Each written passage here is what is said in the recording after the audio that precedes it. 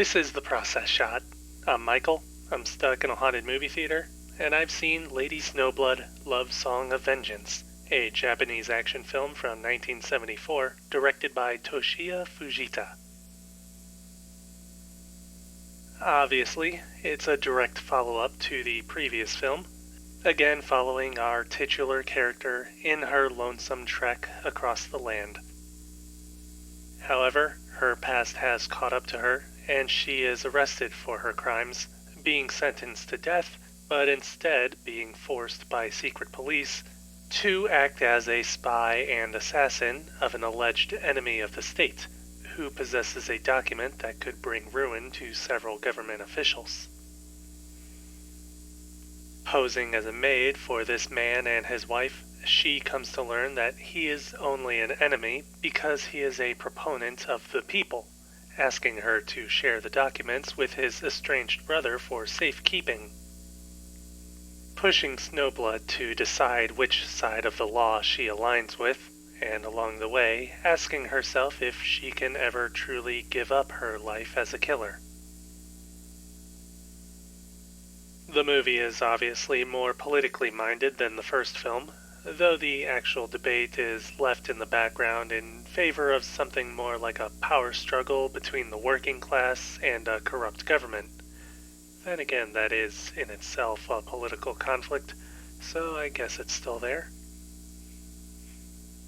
Anyways, the streamlining of the story from what was previously chapter-based into a more traditional narrative that puts more focus on the characters and their actions rather than specific events, takes a bit of the load off by letting the stories settle across fewer people over the runtime, letting them more fully develop over the course of the film, with the main players having their individual arcs and backstories, even if it does at times leave Snowblood more as an observer to this drama occurring around her.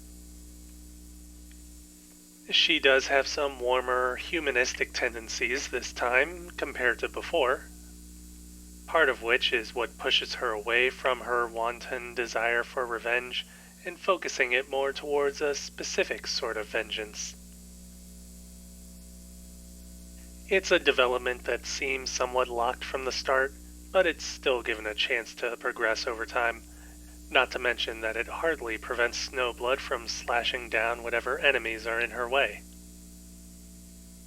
The violence in general ends up extending to other characters as well, both in terms of who delivers it and who receives it, and whether it be by sword, gun, or even illness.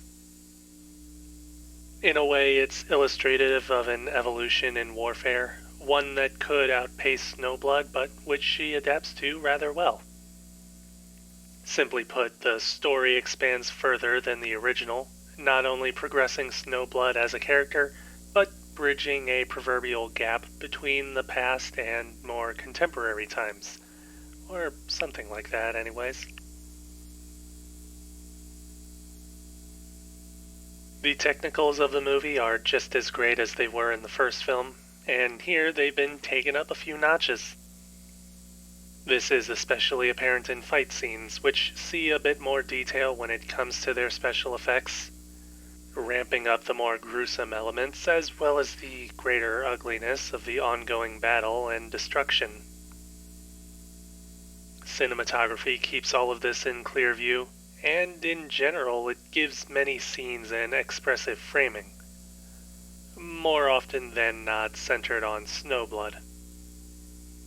This is best seen in an early scene done in one take, where she coolly walks her way through a crowd of opponents, slashing them down one by one. Editing further illustrates her methodical pacing, almost in spite of the increasing stakes around her, though not while preventing the story from moving along as well. Colors are also given some good attention, mostly in art design and makeup to help emphasize some characters' health, though the movie isn't quite as saturated across the board as the first film. For the most part, though, the production is along the same lines as the last film, though obviously with a number of stylizations and improvements. In a way, the whole movie is like this, stepping up from the first film wherever it can, and finding new ways to add style to the visuals, weight to the story, and, well, just being as cool as it can be, really.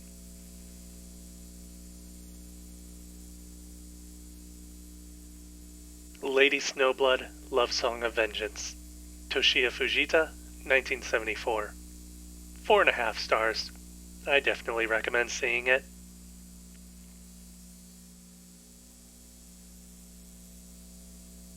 That's it for this review. If you liked it, leave a like. If you have something to add, leave a comment. Subscribe to the channel for more reviews. I checked my notes and I gave the first movie 4.5 stars as well. Either I rated it too high, or I need to give in and start offering 5-star reviews. Or they're both near perfect films. I should write down some notes for how I rate movies.